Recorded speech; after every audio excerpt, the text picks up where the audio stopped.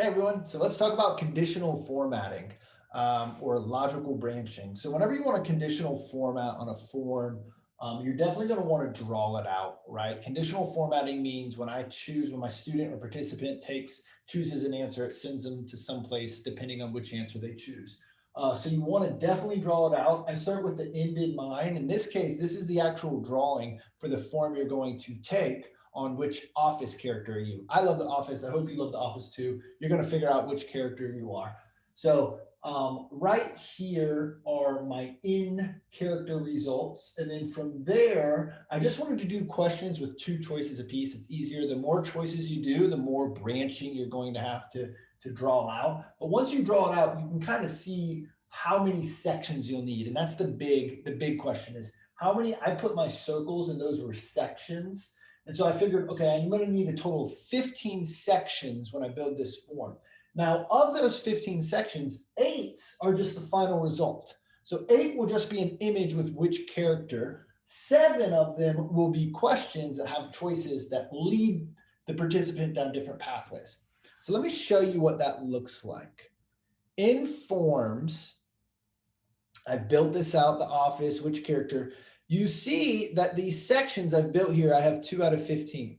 So that's really easy. You can just go to a section, right? If you go to the last section, I click right here, add section. I'm gonna get a nice little section underneath it. Now I don't need 16 sections. I already checked my board. I only need 15 based off my map. So I'm going to delete this section and I've already got my 15. And I went and added some different characters, right? And so I've kind of populated each section with one part of my branch, right? With one question or one final image.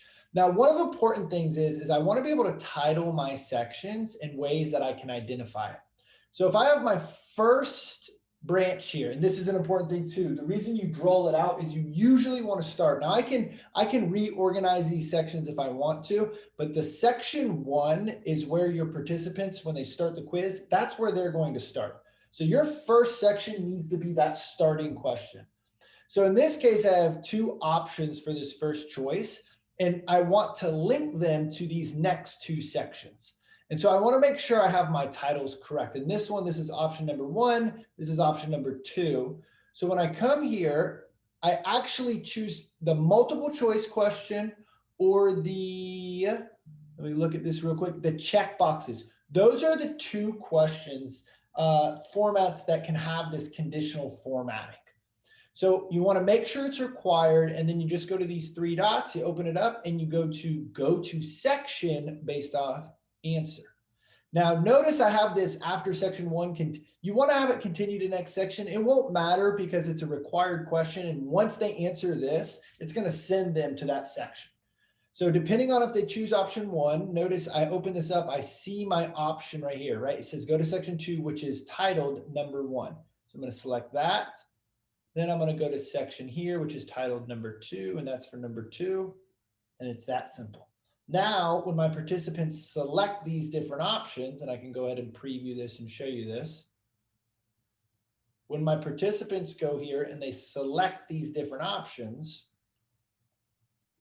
right? Here's the first question. If they choose option 1, they'll head to this question. And if they choose option 2, they'll head to this second question, right? So it takes them down a different pathway. Now you want to make sure in the very end, when you finally lead your last, like in my last character, if you end up on Stanley on Pretzel Day, right?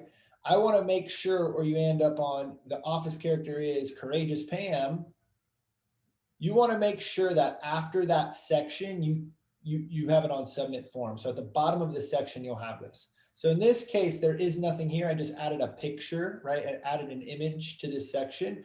But remember, after this, I want you to be able to submit form. So that's really conditional logicing. That's all conditional formatting, logical branching. You want to draw it out first. And in this one, you create sections and then have those questions connected to different sections. So read through the text, and I want you to think about how you can use conditional formatting, logical branching, and how you could build out a form like this and it'd be helpful for your students. I want you to think, and we're not going to build out this form. I just want you to type it out in the discussion. All right. Thank you. and I will see you soon.